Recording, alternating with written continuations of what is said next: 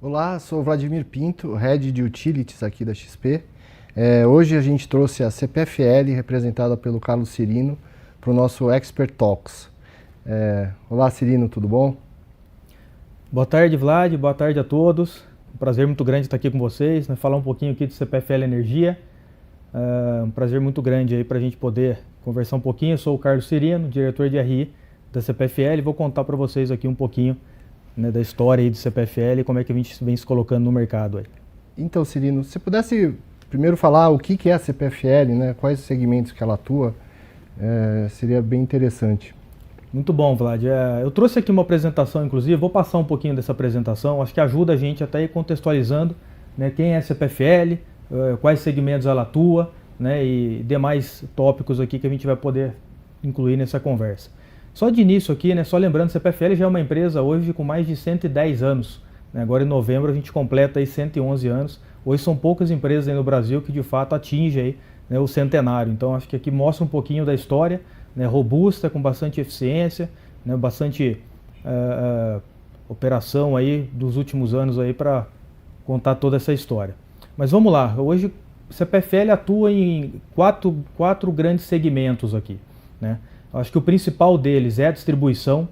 Então, distribuição de energia, hoje a CPFL ela é a maior empresa aqui quando a gente olha a vendas de energia, né? A gente tem quase 14% aqui de market share desse mercado. São 4 concessões, né? Depois eu vou explicar um pouquinho cada uma delas, mas a gente está basicamente, conforme o mapa ali, focado ali no interior de São Paulo e no Rio Grande do Sul, né, com as distribuidoras. Além disso, a gente tem também geração, né, geração hídrica, geração renovável, que é basicamente eólica, né, solar, biomassa. Vou explicar um pouquinho também para frente no detalhe cada uma dessas fontes. Né. Hoje nós somos aqui a 4ª maior geradora privada aí com 4,4 gigas de capacidade instalada, né? Quando eu separo aqui hídrica e renovável, né, basicamente é 50% para cada uma, então mais ou menos aí 2,2 gigas de hídrica, 2,2 gigas aí também de renovável, né? Um portfólio bem diversificado que traz para a gente também uma diluição de risco quando a gente pensa aqui em geração, né? E como olhando no mapa ali, as nossas geradoras elas estão bem localizadas do centro-oeste, sudeste, sul, né, e as eólicas basicamente no Rio Grande do Sul, Rio Grande do Norte e Ceará. A gente tem também um segmento aqui de transmissão, o qual é o mais novo aí dentro do grupo, né? A gente fez uma aquisição recente aí no final de 2021, vou contar um pouquinho dessa historinha também para frente, né? Mas hoje nós já temos aí 10 projetos de transmissão, né, uma RAP aí, né, uma receita anual permitida de 1,2 bilhão de reais, né, e com isso nós já somos aqui a 8ª maior transmissora do país, né, com mais de 6 mil quilômetros de rede. Por último, né, e não menos importante, nós temos também outros negócios dentro da companhia, né, como a comercializadora, empresas aqui de serviços, né, como a CPFL Serviços, CPFL Solução. Vou contar um pouquinho disso também para vocês aí nos próximos slides. Hoje nós somos aqui a 23ª maior empresa do Brasil, Vlad. Né? Então isso para a gente é muito importante. Inclusive nós ganhamos aí o prêmio em 2023, né, na melhor companhia do Valor 1000. Esse prêmio saiu algumas semanas atrás, né, do setor de energia. Então isso aqui nos coloca aí realmente, ficamos muito contentes aqui de estar aí no pioneirismo aí do setor, né? Se você pudesse falar um pouco também da estrutura societária da empresa, né? Quem é o controlador? Pudesse falar um pouquinho. Vamos lá, a CPFL, a gente abriu o capital dela, o IPO aconteceu em 2004, né? E vamos lembrar que naquela época, né, pouquíssimas empresas tinham aí o nível mais alto de governança na B3, que era Novo Mercado. Nós somos a 2ª empresa em 2004, né? Só atrás de Natura na época que tinha sido a primeira. Então isso daí tudo já conta uma história aí do quão governança para a gente é muito importante. A gente hoje continuamos no Novo Mercado. Vamos lembrar que em 2017 a gente teve uma mudança de controlador. Hoje nós somos controlados aqui pela State Grid, uma empresa 100% chinesa, né, onde detém aí 83,71% aí do capital da CPFL. E os outros 16,29%, né, hoje está no Free Float. A gente fez um re-IPO em 2019, né, e de lá para cá foi quando a gente começou a ter uma atuação novamente muito próxima aí do investidor, Hoje a gente tem aí uma base muito grande de investidores institucionais e, obviamente, também uma quantidade relevante aí de investidores pessoa física. Além disso, né, Vlad, só olhando ali também no mapa ali, a gente está hoje em vários índices importantes aqui na B3, né? Não só no Ibovespa, mas o IBRX50, o índice de energia elétrica, o ISE, que inclusive nos 2 últimos anos de ISE, a CPFL ficou ali entre as 5 companhias, né? E basicamente no último ano nós fomos aqui a primeira do setor, né? Temos também aqui o índice do dividendos, né? Depois a gente fala um pouquinho sobre isso. Isso é importante, o nosso investidor aqui sempre pergunta de dividendo no setor elétrico. Até se você pudesse falar da política de dividendos da CPFL, ia ser interessante também para esse investidor. Sem dúvida, Vlad, vamos lá. Hoje nós temos uma política, né, de pagar dividendos no mínimo 50% do lucro, né, do resultado aí do ano. Obviamente, quando a gente olha um pouquinho os últimos anos, a gente vem pagando 100%, então nos coloca aí como das empresas do setor, não só do setor, mas também de todo o Ibovespa, das empresas que mais pagam dividendos. Eu vou mostrar depois um gráfico que a gente conta um pouco dessa história, né, mas hoje a nossa política ela é no mínimo 50%. Então, no mínimo 50%, mas se não tiver uma questão aí de investimento ou endividamento um pouco mais elevado, você pode pagar, vai pagar mais, tem pago 100%. Exato, Vlad. Acho que a estratégia da companhia sempre foi balancear crescimento e pagamento de dividendos. Então, no mínimo, eu vou pagar 50%. Obviamente, se eu não tiver nenhuma oportunidade que seja interessante em termos de retorno para a companhia, a gente chega aí a 100%. E dado aí o meu nível de alavancagem, a gente vai falar um pouquinho disso na frente também, né? Hoje eu tenho aí espaço no balanço tanto para fazer aquisição como para pagar o de 100% de dividendos, que foi inclusive o que a gente fez em 2021, quando a gente fez a aquisição da transmissão, né, como eu comentei agora há pouco, e pagamos ainda 100% de dividendos. Então aqui eu tenho espaço para isso. Um outro ponto importante só, Vlad, para a gente concluir aqui esse slide e ir para o próximo, é falar um pouquinho aí da liquidez da ação, né? Hoje a gente tem aí um volume médio diário, né, de aproximadamente 65 milhões, né, de negociação. Então, de fato, nos coloca aí como sendo das empresas do setor com maior liquidez, né, e obviamente tendo um percentual relevante aí dentro do Ibovespa também. Lembrando até que quando a empresa voltou, né, fez a reoferta, né, em 2018, 19, desculpa.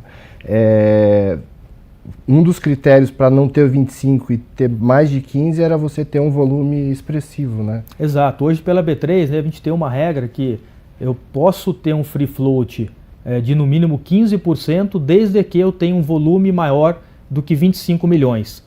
Se eu não me engano, até alterou ano passado para 20, né? Mas a gente se encaixa nesse padrão tranquilo, aí, tranquilamente, então assim a gente continua. Legal. Então agora, quem é a State Grid, né? Isso, acho que é bem importante, né, Vlad? Quando a empresa foi adquirida pela State Grid em 2017, né, ficou um pouco aí de quem era State Grid, né? Uma empresa chinesa, recém-chegada no Brasil, né, no ramo de distribuição. Então, acho que até para os investidores ficou um pouco da ideia de querer conhecer um pouco mais sobre State Grid. Então, eu trago aqui algumas informações só para mostrar um pouquinho dessa relevância, né? Hoje a State Grid ela é a terceira maior empresa do mundo no ranking, né, do Foreign Global 500, isso deste ano já.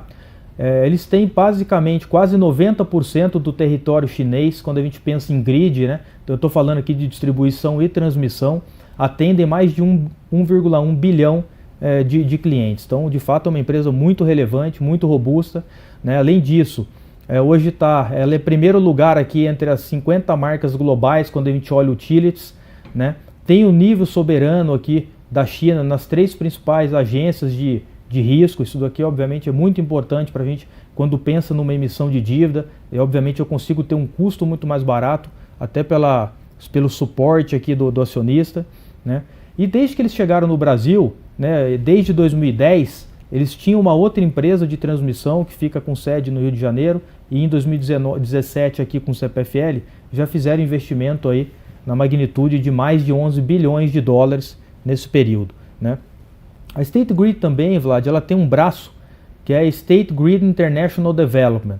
É um braço da State Grid para olhar ativos no mundo como um todo, né? Então ela foi constituída em 2008 e de lá para cá eles já adquiriram 12 ativos, né, fora do território chinês, a CPFL é um desses grandes ativos, né, estão aí em 4 continentes, 9 países, né, foram mais de 50 bilhões de dólares em ativos totais e mais de 3,2 bilhões de reais investidos como lucro aí nesse período. Hoje a CPFL ela é muito representativa dentro da State Grid International Development. A gente representa lá por volta de 40%. Então a gente tem uma relevância, né, e é uma empresa muito importante dentro desse grupo. Mas eles têm empresas na Europa, tem empresas aqui no Chile, né, e obviamente dentro desse plano. A State Grid, como é essa parte de tecnologia, até a gente vai ter alguns exemplos do que a CPFL vem fazendo, mas a State Grid ajuda. Como é que é essa relação com eles lá? Eles têm o que eles trazem aí de diferente para vocês? Bom ponto, Vlad. Eu tive lá inclusive em 2018, né, e obviamente o nível de tecnologia que a gente vê hoje no grid, né, eles estão muito mais na frente do que a gente olha Brasil.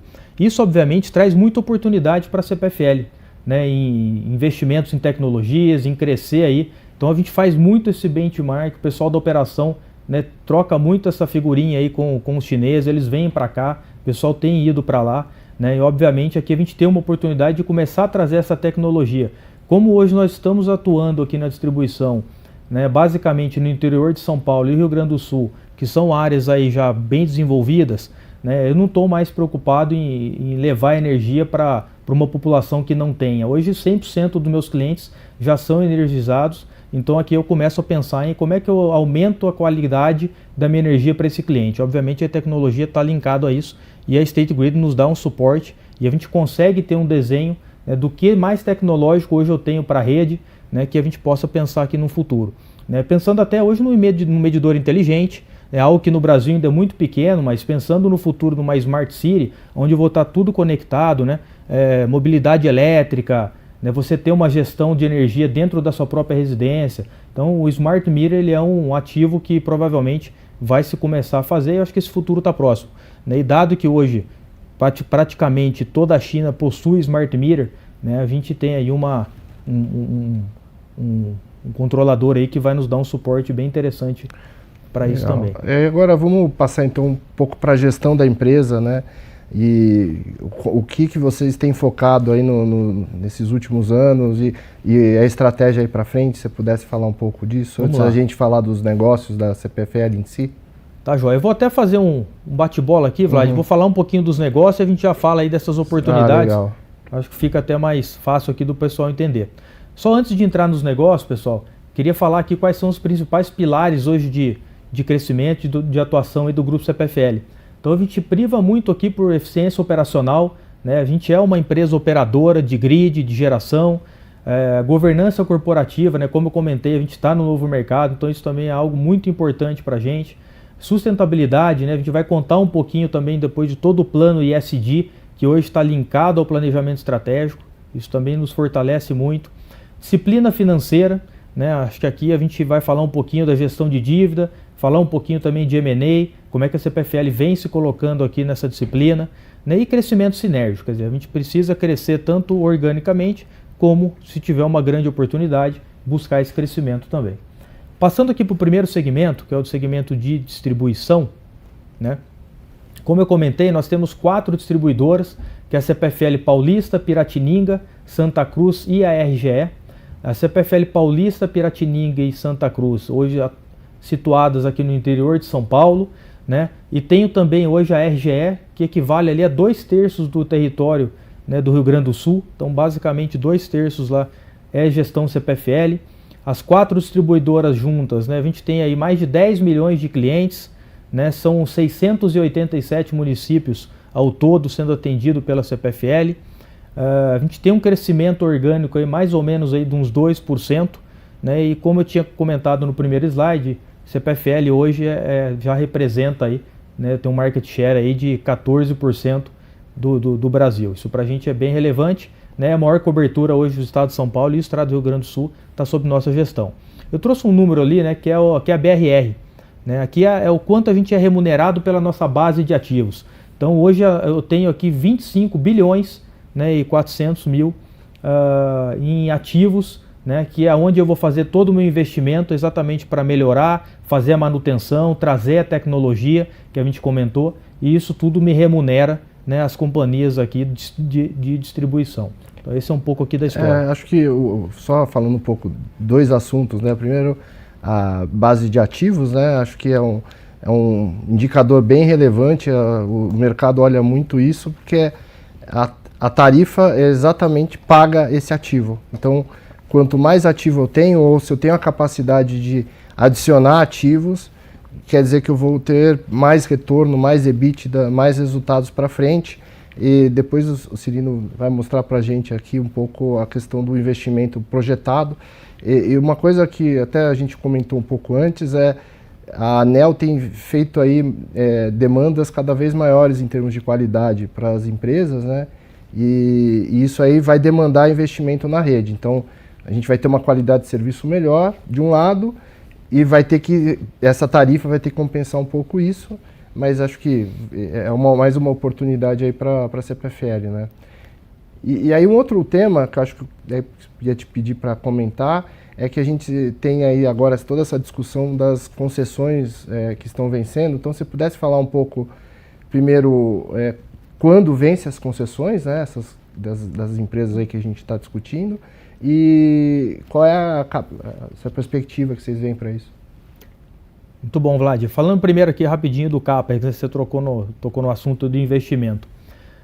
Como eu comentei, né, é exatamente isso. Quer dizer, o retorno nosso hoje do investimento, ele vem via remuneração aqui da base de ativos. A gente vai ter um investimento robusto, vou falar um pouquinho adiante, mas exatamente o regulador hoje, a ANEEL, ela tem cada dia mais exigido uma qualidade melhor das companhias para com o cliente. Acho que esse é o propósito, inclusive, do regulador hoje, né?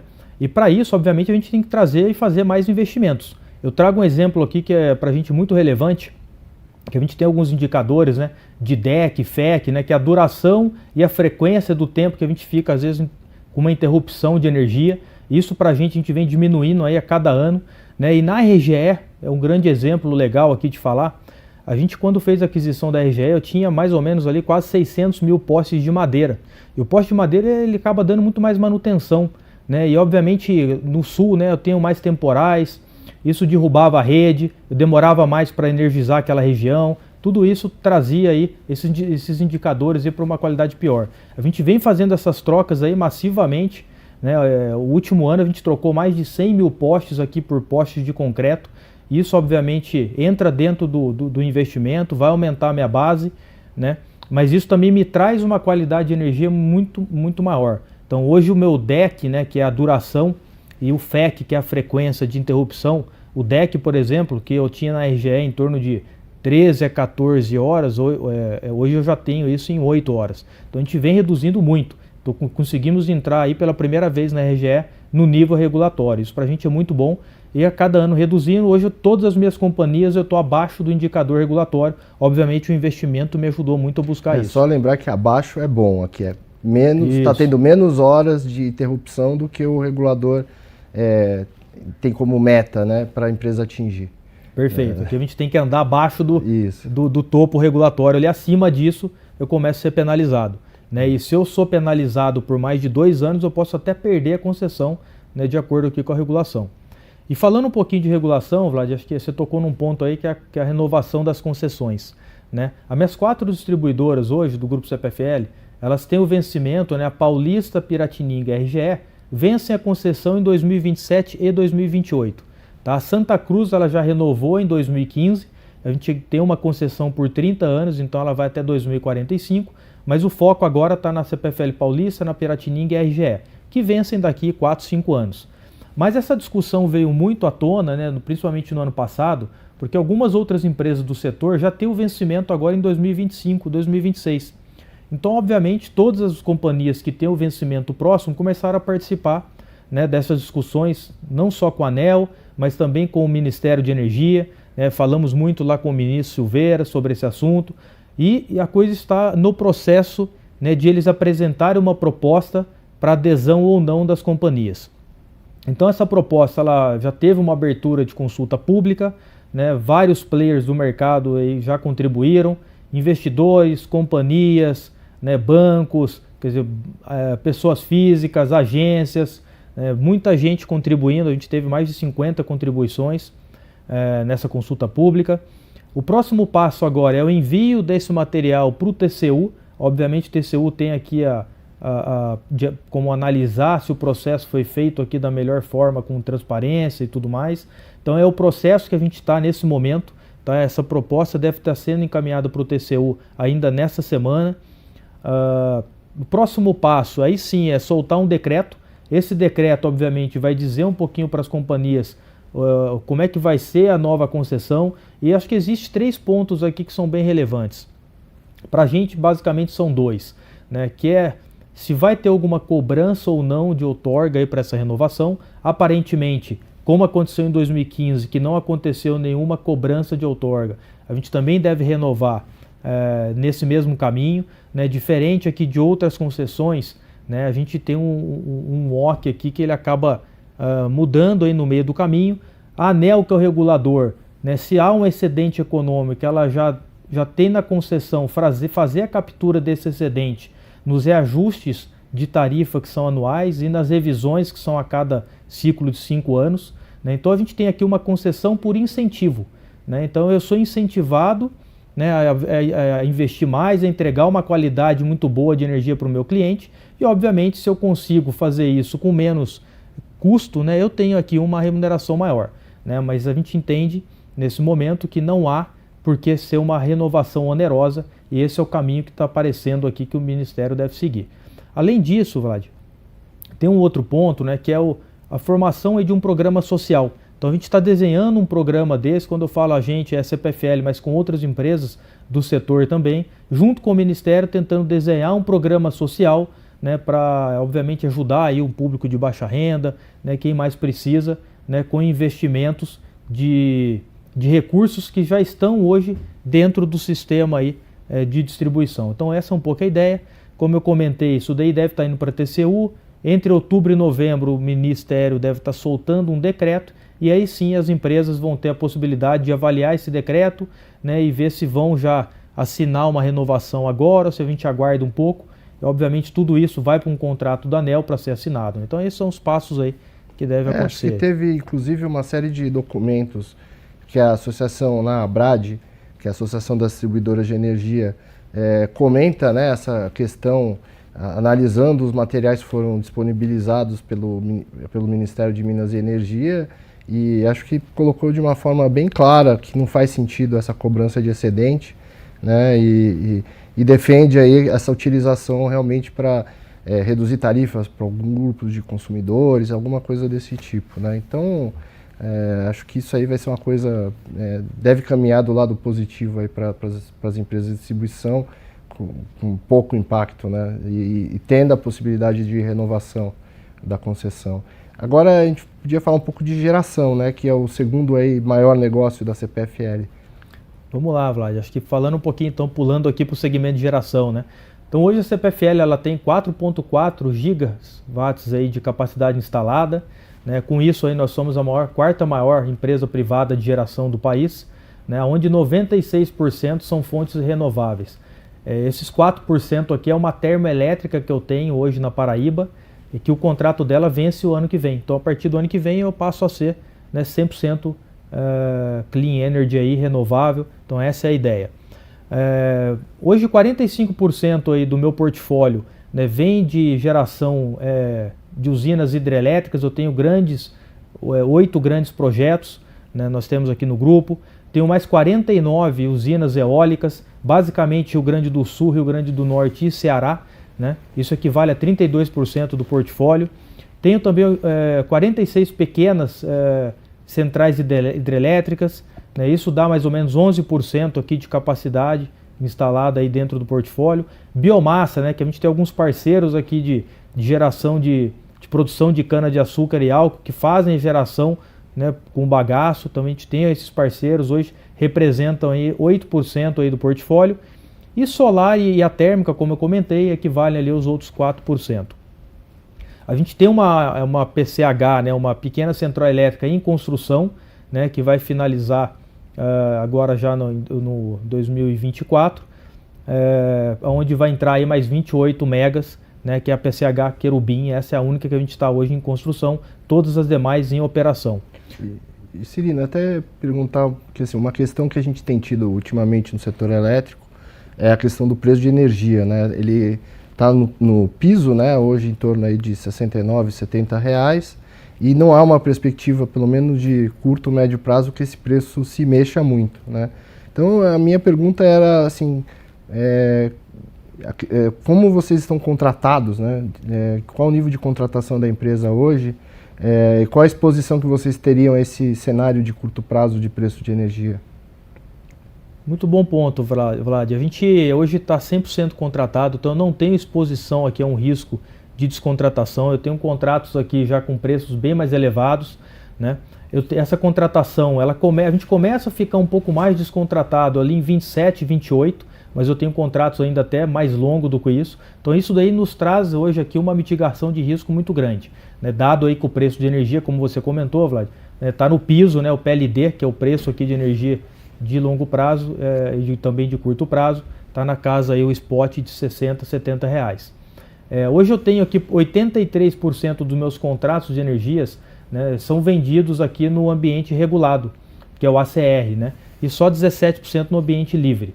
Então isso daqui também é algo que também mitiga risco, me traz aqui uma composição muito boa aqui para o portfólio de geração. Olhando o preço de energia, Vlad, hoje a gente tem uma sobre-oferta no sistema, né?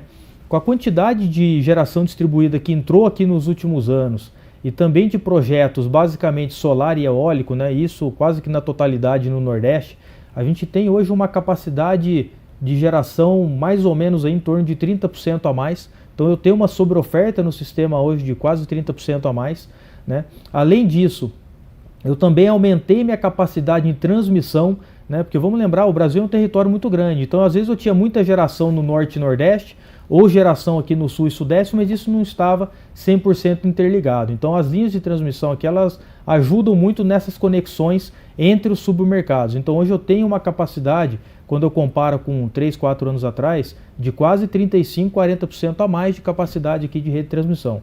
Dado isso, com essa sobreoferta, né, a gente enxerga que o preço de energia de longo prazo ele vai ficar ainda bem baixo, né? Então aqui é um desafio crescer em geração hoje, não só para a CPFL, mas para todas as outras empresas, dado que construir um projeto novo, uma vez que você tem um CAPEX ainda alto, né, e um preço de energia para você vender num patamar muito baixo, e talvez ainda por 5, 6, 8 anos, isso aqui traz um desafio muito grande para você conseguir fechar a conta aí, pensando em disciplina financeira, né, de você seguir aí com projetos novos. Então esse é um pouco da dinâmica que a gente está vendo nesse mercado hoje. Só para esclarecer o espectador, né, GD é a geração distribuída, são as placas solares que a gente vê hoje, né, inundando o nosso Brasil. Isso aí realmente trouxe impacto muito grande em todo o sistema, né? E também a gente vê outra faceta da geração distribuída é a geração remota, que alguns consumidores também conseguem fazer e reduzir aí o seu custo de compra de energia. Agora tem mais outro segmento, né, que é importante, é a transmissão. Vocês tem uma série de concessões e teve a aquisição da C3E, né? Se você pudesse falar também Vamos lá, Vlad, passando para o segmento de transmissão, né? Esse é um segmento mais novo hoje no grupo CPFL. Nós tínhamos 4, 5 projetos, né, lá de 2018 que a gente ganhou em leilão. Eram projetos pouco relevantes, menores, mas foi onde a gente começou um pouco a entrar nesse ramo de transmissão. Mas a grande relevância é que ela veio com a aquisição da C3E. Isso aconteceu aqui no final de 2021 com a privatização dessa companhia de transmissão que era do Rio Grande do Sul, do estado. A CPFL fez essa aquisição, hoje ela é 100% CPFL, a gente tem uma RAP, né, que é a receita anual permitida aqui de 1.200 bi, então é uma receita já estável aí para os próximos anos.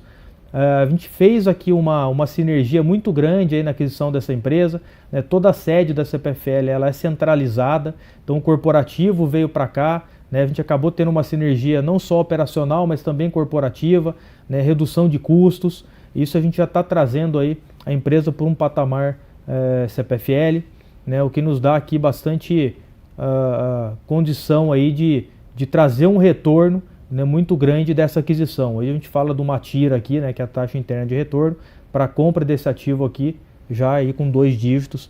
Né? Então acho que é esse tipo de ativo que a gente chama aqui de oportunístico para trazer dentro do portfólio CPFL. Então, em busca dessas oportunidades, quando encontrada, é onde eu faço aqui o grupo crescer, né? Lembrando daquele balanceamento de crescimento e pagamento de dividendos. Esses são os ativos que a gente gosta de adquirir, né? Lembrando que em 2021 a gente fez essa aquisição e ainda conseguimos pagar aí 100% de dividendos, dado o meu nível de alavancagem, eu tinha espaço para isso. Então aqui eu acho que é uma notícia muito boa e é um segmento aí que tem uma crescente muito grande. Eu vou falar um pouquinho depois de cenários aí de crescimento, oportunidades, aí a gente foca um pouquinho mais, mas é mais um segmento do grupo. Tá. E daí, Vlad, acho que só para complementar, né, o último segmento aqui, quando a gente fala aqui de CPFL Soluções, né, hoje a gente tem algumas empresas dentro desse segmento, que é a CPFL Brasil, que é a trading do grupo, então ela é uma comercializadora de energia, né, compra e vende contratos, abre o gap de preço, de prazo. A CPFL Eficiência, né, que é uma empresa de projetos de eficiência energética, né, também bastante atuante aí no Brasil como um todo. Aqui são empresas que não estão dentro da regulação da ANEEL, né, então aqui eu posso explorar fora da minha área de concessão, aqui eu acabo atuando aí no Brasil inteiro. Né. E a CPFL Serviços, que acaba sendo um grande empreiteiro para dentro do grupo, mas também para fora. Hoje aquele CAPEX, o investimento da distribuição que a gente mostrou, que a gente faz muito, hoje 70% dele mais ou menos é feito pela CPFL Serviços. Então, aqui me ajuda muito, que eu sei a qualidade que eu estou fazendo, estou seguindo ali a segurança que eu preciso para todos os colaboradores que trabalham aí nessa operação. Né? Então, isso daqui é algo que a gente viu como muito positivo. Essa empresa vem crescendo muito dentro do grupo e também, obviamente, vários contratos aí no Brasil como um todo. A gente tem contratos hoje em todos os estados do Brasil via CPFL Serviços. Então aqui basicamente essas empresas, né, elas trabalham aí com uma gestão de energia, então a gente faz toda a assessoria e gestão, né, num portfólio de energia para um cliente grande que está migrando aqui para o Mercado Livre. Né? Essa liberdade para a escolha de fornecedor aqui, a gente tem também para buscar o fornecedor que sai do mercado cativo, que é o mercado da distribuidora, e vai para o Mercado Livre, quer dizer, ele tem a opção de escolher de quem ele quer comprar energia. Obviamente ele pode continuar com o CPFL nas empresas aqui do grupo, que a gente também busca essas oportunidades. A CPFL Serviços, como eu comentei, foca muito em infraestrutura, né? Então é onde a gente constrói aqui transmissão, distribuição, não só redes, mas também subestações. Esse é um pouco do foco. Faço OIM também aqui de transmissão e distribuição. Né? A geração distribuída, né, que é a autoprodução e, como o Vladimir colocou, né, instalação de painel solar, aqui a gente foca muito em grandes clientes. Então, só para vocês terem uma ideia, né, acho que todos vão conhecer aqui o Pacaembu em São Paulo. Esse é um projeto que a CPFL ganhou e nós vamos fazer toda a eficientização do Pacaembu. Né? Esse é um projeto 100% CPFL lá, com investimento aí bastante relevante também para o grupo. Além disso, né, a gente trabalha aqui em projetos de eficiência energética e também com venda aí e comercialização dos certificados de energia renovável, que são os AIREX, né, e também crédito de carbono, é algo aí que a própria comercializadora vem atuando aí, né, para compra e venda aí também desses certificados. E por último, né, contar um pouquinho aqui da CPFL Total e a Lesta, que são empresas do grupo também que focam muito em serviços financeiros. Então vamos lembrar que a distribuidora, naqueles 10 milhões de clientes que eu tenho, todos eles recebem uma conta de luz para ser paga. E nessa conta de energia, a CPFL Total, ela atua aqui também vendendo, né, propagandas, vendendo serviço ali como seguro, né, assistência familiar, assinaturas de jornal, microcrédito. Você consegue fazer toda essa cobrança dentro da conta. Então o cara acaba tendo a conta aqui como sendo uma fonte de outros custos também que ele quer ter. Quem compra CPFL acaba tendo uma fintech aqui dentro. Hein? Exatamente. Essa é uma fintech do grupo, né, que vem crescendo muito. E daí nasceu primeiro a CPFL Total, agora a Lesta, né? A Lesta a gente tem a autorização do Banco Central para ser uma financeira. A gente trabalha aqui num portal de marketplace dentro do site, obviamente também para concessão de crédito para aquele cliente que está endividado, está com algumas contas atrasadas, e eu consigo usar a Lesta aqui exatamente para poder também contribuir e ajudar esses clientes aí nas 4 distribuidoras. Então aqui é uma fintech que vem crescendo cada dia mais, né, desconta fornecedor, várias coisinhas. Olhando serviços financeiros, a gente vai plugar tudo aqui. Acho que tem um potencial de crescimento gigante, já é uma empresa aí que dá os seus 40, 50 milhões de EBITDA aí tranquilamente no ano. Bom, agora acho que um tema aí que a gente até comentou um pouco na questão de governança, de meio ambiente, e outro ponto é a tecnologia, né, que a gente pincelou aí falando do que a State Grid pode trazer. Acho que agora chegou a hora, né, de falar um pouquinho disso. Então, vamos lá, Vlad. Falando um pouquinho de estratégia, inovação e o plano ESG. Acho que isso tudo hoje está linkado dentro do planejamento estratégico da CPFL, né? Há 3, 4 anos atrás, a gente colocou o nosso plano de sustentabilidade, que é o grande ESG hoje, dentro do planejamento estratégico. Então isso para a gente trouxe aqui um link muito grande entre tudo que estava acontecendo, né? E daí contando um pouquinho, né? Eu acho que tem ali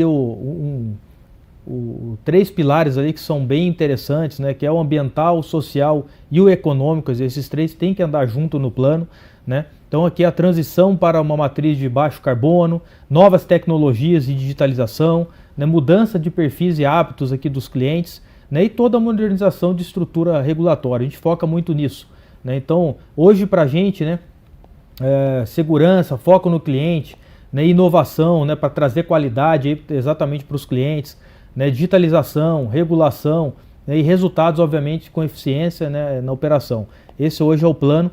A gente tem aqui, Vlad, um plano ESG com 23 compromissos, né? Eu até deixei o link ali no nosso site de RI, depois tem os 23 compromissos explicados, né? O que é cada um, quando vai acabar. Eu não vou passar pelos 23 aqui, que senão a gente vai acabar ficando aqui o tempo todo aqui focando nesse assunto. Mas de fato é um assunto super relevante para o grupo. Obviamente quem tiver mais interesse no site lá depois poderá olhar aí os 23 compromissos. Mas eu vou trazer alguns aqui que eu acho que são bem relevantes e eu acho que vão ser bem interessante aí para o público, né? O primeiro deles é falando um pouquinho de tecnologia. Então hoje para a gente o cliente ele é o foco, né? Então ele é o centro de tudo, a gente precisa focar muito no cliente e a gente trouxe muito inteligência artificial, chatbot, atendimento das agências, né? Hoje quem pensa ainda que uma agência de atendimento da CPFL é você entrar na portinha e ficar no balcão esperando um atendente, está muito enganado, né? Hoje você vai numa agência do grupo, né? Na sua grande maioria, hoje esse atendimento ele é feito ou num totem, né? Ou virtualmente. A gente tem televisões lá onde você consegue falar com o atendente virtual, né? E muitas vezes até usando aí o aplicativo, né? Que também é algo aí que você não precisa nem sair de casa. Então a gente tentou focar muito nesse item de digitalização, não só do atendimento ao cliente, mas também do processo como um todo, quer dizer, desde o momento que ele recebe a conta por e-mail, né, o atendimento ao cliente, caso ele tenha essa necessidade, até o pagamento digital. Então, todo esse processo hoje tem muitas oportunidades, né, para de fato trazer uma satisfação e uma qualidade melhor aqui no atendimento ao cliente. Um segundo item muito importante, Vlad, é a questão de automação e modernização de rede. E aí sim, aqui eu falo basicamente na distribuição. Hoje a gente já trabalha, né, a gente tem uma plataforma ali que é o ADMS. O que seria o ADMS? É uma plataforma que a gente tem no nosso centro de operação, né, que ela linka outras 3, 4 plataformas, né, de despacho de emergência, despacho para corte, liga e desliga de energia, faz toda a operação lá do centro de operação, olhando aí, né, todas as nossas distribuidoras. Isso eu tenho numa única plataforma. Então isso me traz uma velocidade, uma sinergia muito grande quando eu comparo com outras companhias. A gente também investiu em muita tecnologia na rede, né, religadores automáticos. Né, o que seria isso? Antigamente, às vezes você acabava num temporal, caiu uma árvore e derrubava a rede. Ou batia um galho na rede e já desarmava. Né, a gente tinha muito cabo que não era cabo isolado. Hoje o cabo isolado, né, ele bate um galho, ele não desarma. Mas se por acaso ainda acontecer de desarmar, hoje eu tenho religadores, né, que eu vou seccionando a rede. Então você imagina que eu tinha uma rede com 1000 clientes plugado nesse trafo ali, nesse transformador. Hoje eu secciono a cada X quilômetros ou a cada X metros e eu divido esses 1000 clientes em 10 grupos de 100. Né? Então isso aqui me ajuda muito porque se acontece algum evento aqui, bateu um galho na rede, caiu energia, esse religador automático ele tenta fazer ele tenta retomar a energia automaticamente. Eu não preciso aqui da atuação do operador do centro. Se por acaso não consegue fazer automaticamente, isso vai para o meu operador, mas ele sabe hoje exatamente o ponto que está sem energia. Então eu não preciso mais ficar com o bairro inteiro desligado. Ele sabe qual é a rua, qual é a casa, onde número tal que deu o problema. Isso daqui a gente ganha em indicadores, ganha em qualidade, né? E esse tipo de investimento que a gente tem trazido hoje para o Grupo CPFL. Muito até através aí do próprio controlador, né? Que obviamente a gente troca muito faz muito esse benchmark aí. Alguns exemplos aqui, né? Acho que dá um exemplo real, né? Por exemplo, o medidor eletrônico. O que você consegue fazer no medidor eletrônico em relação ao medidor tradicional, né? Como é que é a leitura, liga e desliga? Se você pudesse falar um pouco só para... Acho que aí vai ficar claro o ganho, né? Para a empresa, né? E para o consumidor também, com um serviço melhor. Vamos lá, o medidor eletrônico aqui, né, que é o medidor inteligente que ele colocou ali no terceiro item. O medidor eletrônico, Vlad, ele vai ajudar muito na gestão de energia dentro da casa do cliente. Então, o cliente com o medidor eletrônico, daqui a alguns anos, ele vai conseguir entender, né, o quanto ele está gastando, qual é o consumo por equipamento. Quer dizer, eu vou conseguir vender um serviço, talvez, de como é que faz toda essa gestão. Então isso daqui ajuda muito, e o medidor eletrônico ele acaba sendo a base da infraestrutura para a gente pensar amanhã numa smart meter.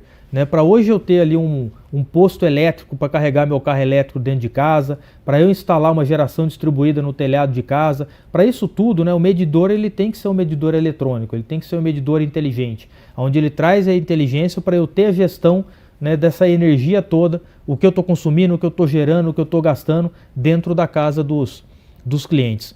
Para a companhia, eu também tenho um ganho muito grande aqui, eu consigo fazer isso tudo remoto, né? Então eu vou fazer uma ligação de um cliente instalado o medidor, eu consigo ligar remotamente. Se o cliente também está inadimplente, eu consigo cortá-lo, né, remotamente. Então vários serviços, né, que hoje eu tenho que mandar uma equipe a campo, eu vou exatamente fazer isso remotamente, né? Então na sua grande maioria aqui vai atuar dessa forma. Ou seja, antes você tinha a pessoa que ia lá anotar leitura e entrega. A leitura, aí depois vinha outro entregar. Hoje você vai fazer tudo isso pela rede elétrica, né? Exatamente. Como meio de comunicação. Hoje pensando em todo o processo digital, né, Vlad? Se a gente tiver um medidor eletrônico, onde eu consigo fazer a medição remota, né, já mando a conta por e-mail, a pessoa, se precisar de um atendimento, vai usar uma agência eletrônica, né, e vai fazer o pagamento eletrônico, ela se torna 100% digital. Então acho que é isso que a gente quer com o cliente CPFL. Né? Cada dia mais aqui digital, e obviamente a gente precisa investir em plataformas, investir em tecnologia para esse desenho aí não ter falhas. Né? E existe uma discussão também até com o regulador de reconhecer isso, incentivar esse tipo de investimento, porque no final o que a gente vai ter é um serviço melhor, um serviço mais eficiente, e no futuro um serviço muito mais barato, né? Então, exatamente.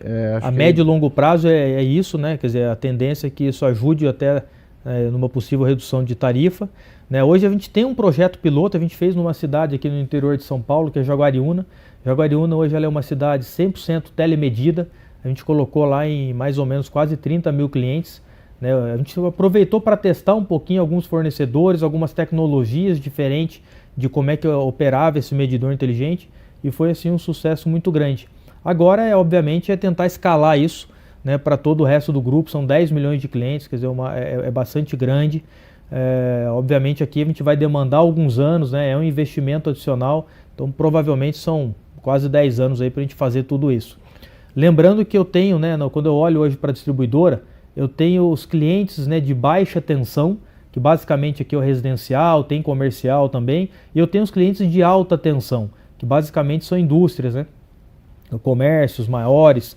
Os meus clientes aqui de alta tensão, hoje eu já tenho eles 100% telemedidos. Tá? Acho que agora o foco aqui é a gente descer, né, para os 10 milhões de clientes que são aqui do baixa tensão.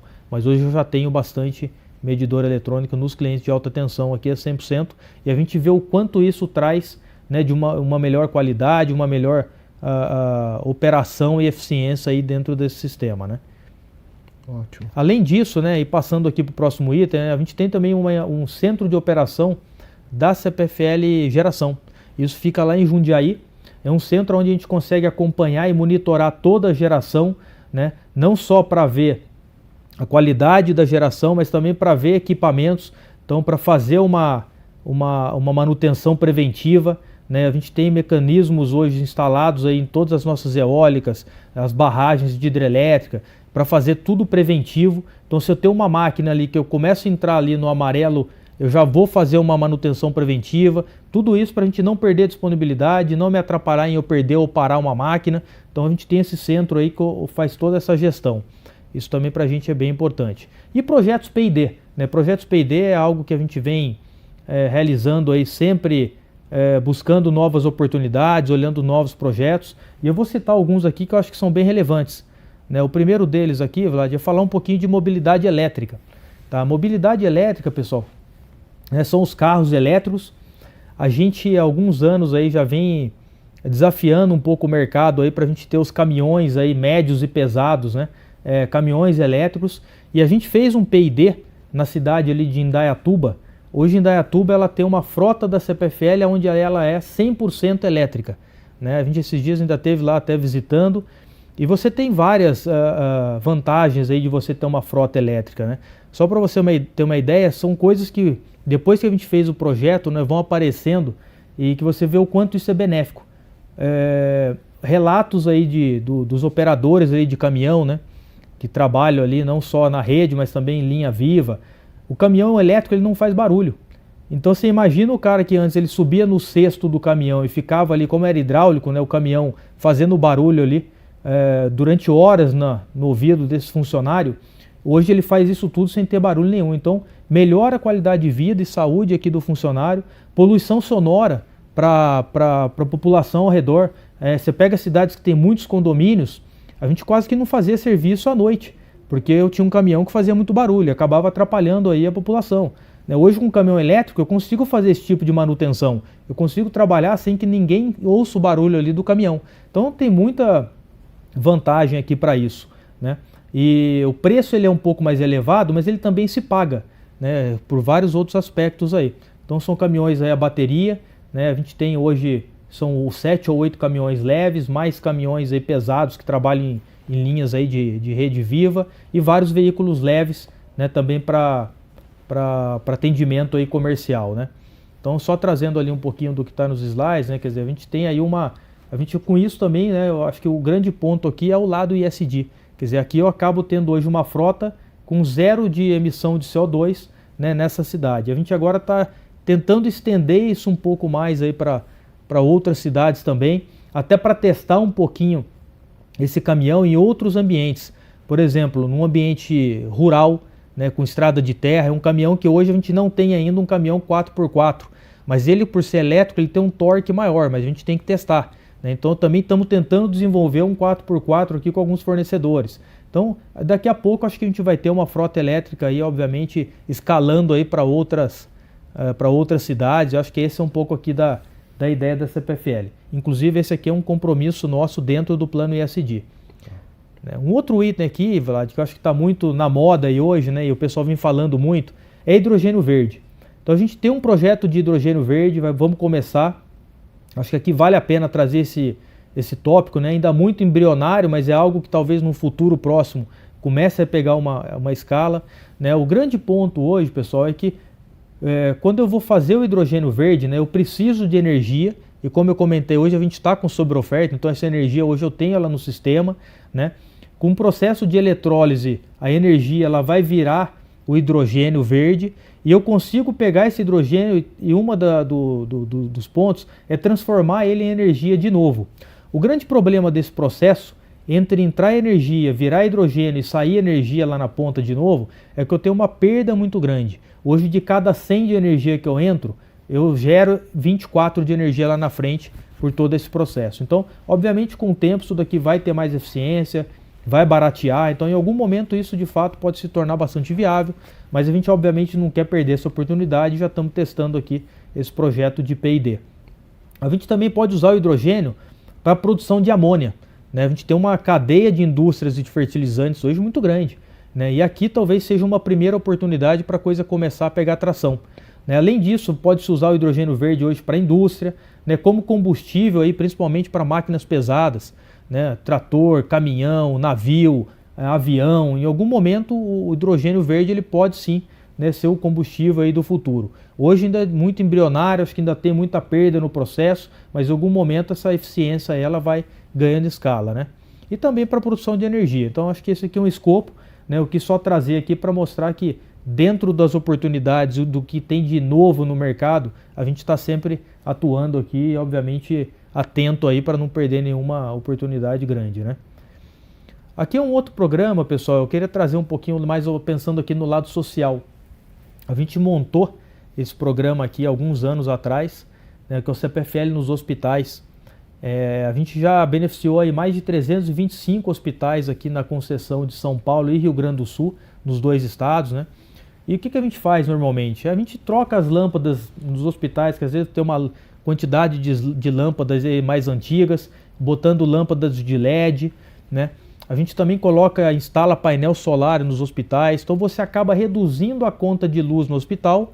Obviamente, ele vai usar o recurso que ele pagava uma conta mais cara, ele vai usar isso para o hospital, então ele vai colocar mais leito, ele vai abrir uma ala nova, vai contratar mais médicos, que é isso que a gente queria no programa. Então a gente já investiu, né, mais ou menos aqui, quase 150 milhões aí de reais nesses mais de 300 hospitais. Obviamente isso é muito bom para a população, para a comunidade, né? Onde a gente vai hoje com o programa CPFL, né, a gente é muito bem recebido, é um programa super idealizado e super bem visto. A gente ganhou inclusive com esse programa aqui um prêmio da ONU o ano passado, né, dado aí o impacto que ele causa na sociedade, né, de fato você permitir que os hospitais gastem o recurso deles com aquilo que eles precisam, né, que é atender a população né, no hospital, e a gente tem ajudado aqui a trazer essa queda na conta de energia com todo esse projeto aqui de eficiência, né. Também aqui no tema ESG, Vlad, falar um pouquinho de diversidade, né. A CPFL, ela possui já escolas de eletricistas aí há alguns anos, então a gente tem uma escola onde a gente treina os eletricistas. E nos últimos anos aqui a gente começou também a criar escolas de eletricistas só para mulheres e escolas mistas. E a gente tem tido aqui uma adesão muito grande. Então, quando a gente olha ali, por exemplo, de 2017 a 20, eu tinha mais ou menos 834 homens como eletricista e 18 mulheres. Hoje, de 21 para cá, né, eu já tenho aí quase 10% hoje das contratações já de mulheres eletricistas. Então, assim, as mulheres começaram a participar dessas escolas, né, até com a formação de turmas exclusivas para as mulheres, e hoje elas estão atuando também como eletricistas aí, né, em todas as empresas do grupo CPFL. Então, mostrar um pouquinho o quanto a CPFL hoje está preocupada, né, em trazer também a diversidade para dentro do grupo, né. Então, antigamente um serviço que era muito taxado aí como só para o homem fazer, né, a gente vê que hoje as mulheres também estão participando e estão fazendo aqui com a qualidade igual ou até melhor, né? Então aqui é incrível o quanto isso foi muito bacana. E a grande novidade aqui, agora o mês passado, a gente abriu também uma escola exclusiva para a comunidade indígena. A gente tem algumas eólicas lá que são muito próximas, né, a comunidade indígenas lá no Nordeste, e a gente abriu uma escola para auxiliar técnico de manutenção de eólica. Então isso daqui é uma coisa pioneira. A gente teve 21 vagas, 11 homens e 10 mulheres inscritas. Então, excelente, vamos começar essa primeira turma e não tenho dúvida que essa aqui é a primeira de muitas ainda que virão pela frente aí. Então, Cirino, a gente aqui a gente está chegando agora no nosso último capítulo, né, aqui da discussão, da entrevista. Se pudesse, antes de a gente falar dos números, né, quem está aí assistindo a gente, pode já mandar as perguntas que a gente vai ter aí a possibilidade de perguntar aqui para o Cirino o que você quiser saber sobre a CPFL. Falar um pouco dos números, né? A gente falou muito de crescimento, né? Então o crescimento no setor elétrico sempre vem de um investimento anterior, né? Então se pudesse falar um pouco desse CAPEX que está sendo projetado. Com certeza, Vlad, aqui talvez o principal ponto aí, né? Então hoje a gente tem aí um CAPEX projetado para os próximos 5 anos, mais ou menos na magnitude aqui de 25 bilhões, olhando todo o grupo. Claro que o principal segmento aqui é a distribuição, então desses 25 bilhões, né, 20,5 aí vem para a distribuidora, Então é basicamente ali 4 bilhões por ano aí de investimento na distribuidora, né? A transmissão também vai pedir um investimento grande aqui para a rede, dado que a gente fez uma aquisição recente, tem muita coisa ali obsoleta que a gente vai melhorar, vai... Então, só assim, né? porque eu acho interessante Claro. a magnitude do número. A gente, no começo da apresentação, você falou que a base de ativos é 25 bi. Nos próximos anos vai investir praticamente uma base... É isso. Ou seja, vai dobrar esse ativo a ser remunerado, né? Exatamente. Claro que tem a depreciação, tudo, mas assim, mostra, acho que, o tamanho do investimento. Sem dúvida, é o maior investimento, olhando um ciclo de 5 anos aqui do Grupo CPFL. Então, esses 25 bilhões aqui, olhando principalmente para transmissão e distribuição, vai ser o maior investimento do grupo, olhando para frente aqui. E, obviamente, isso daqui vai me gerar uma base lá na frente muito maior também e maior remuneração aí para o grupo. Acho que esse é o grande foco, né? Passando um pouquinho aqui para os números financeiros, pessoal, e daí chegando quase que no fim, trazer um pouquinho que hoje a gente tem uma dívida líquida aí de 23 bilhões, né? Mesmo assim com uma alavancagem muito baixa. Então, lembrando aqui que a alavancagem ela é a dívida líquida sobre o meu EBITDA, né, de 1,72. Então eu tenho um espaço aqui de crescimento, de me alavancar ainda muito mais, né? O meu covenant financeiro, né, que são normalmente o que os contratos financeiros de dívida botam como teto, é 3,75. Então eu tenho basicamente aqui 2 vezes para crescer. Hoje o meu EBITDA dos últimos 12 meses ele é 13 bilhões. Então 2 vezes isso, eu estou falando aqui de quase 27 bilhões, né, de reais que eu poderia estar ainda crescendo nesse balanço aqui, seja com investimento, seja com aquisições, e eu ainda estaria aí abaixo do indicador. Hoje, olhando para o meu endividamento, né, 72% é linkado aqui ao CDI. A gente viu que o CDI ele acaba, por mais que ele tenha altos e baixos, quando eu comparo com inflação, né, ele acaba sendo menos volátil, então traz menos impacto aqui de resultado. E eu acho que o grande ponto aqui, Vlad, é também focar nessa questão do rating, né? Hoje a gente é AAA pelas 3 agências aqui no Brasil, olhando o rating local, tanto pela S&P, pela Fitch, pela Moody's. Então eu consigo hoje buscar um endividamento barato, né, num prazo às vezes mais longo. Hoje, olhando todo o setor, não tenho dúvida que a CPFL é a empresa que faz as captações com o menor custo, né, dentre as outras aí. Então também me traz aqui uma possibilidade de ter um resultado financeiro melhor e consequentemente ter um lucro maior aí. Só trazendo aqui, acho que é o último slide, né, um pouquinho do EBITDA aí dos últimos anos.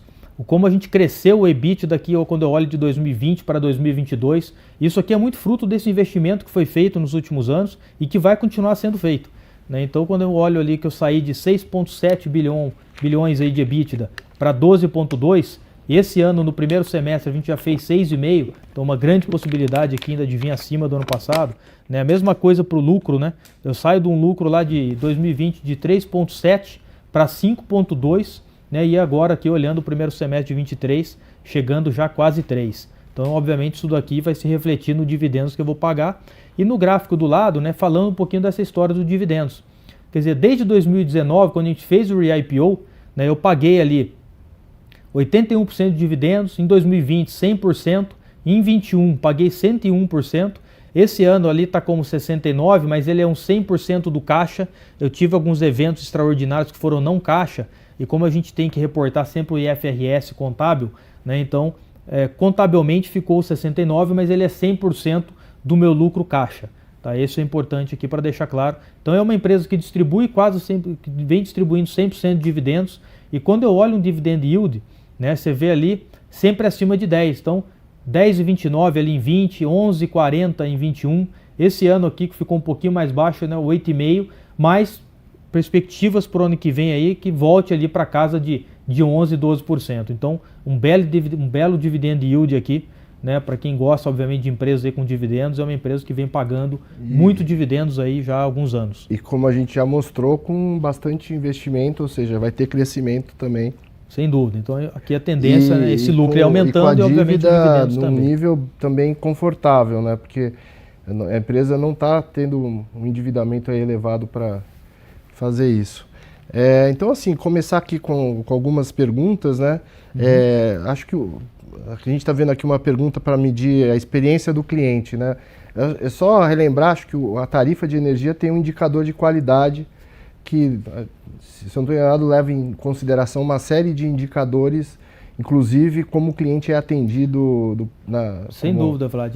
Hoje a gente tem várias métricas, né? Então é boa ali a pergunta ali de se a CPFL tem alguma métrica para medir a experiência do cliente como NPS. Não só o NPS, tá? Quando eu olho o meu cliente, mas também olhando aqui numa forma até mais global. Hoje o próprio regulador, né, como você colocou, ele tem algumas métricas, né? Então, assim, o número de atendimentos que eu estou fazendo num 0800, né? Isso tudo para a gente é controlado. A forma que eu estou atendendo esse cliente, a quantidade de clientes que está indo na minha agência, essa questão da digitalização ou não, traz aqui uma satisfação maior para o cliente ou não. Números, por exemplo, de PROCON, né? O Reclame Aqui, tudo isso é controlado. Né, a gente tem todos esses indicadores exatamente para trazer uma satisfação para o cliente aí, e obviamente isso tudo se traduz no final lá no NPS. A gente hoje tem, olhando os últimos anos, a gente está no nosso melhor nível de atendimento ao cliente, quando eu comparo aqui com 4, 5 anos atrás. A gente entende que todo esse avanço aqui em digitalização vem ajudando muito a isso. Então é algo que a gente controla bastante lá no nosso time comercial. Até acho que nessa linha é bom lembrar que esse até chama fator Q, se a empresa não atingir, ela é penalizada com tarifas menores, né? Então, a gente vê e tem até questões mais assim, específicas, são cobradas multas, etc.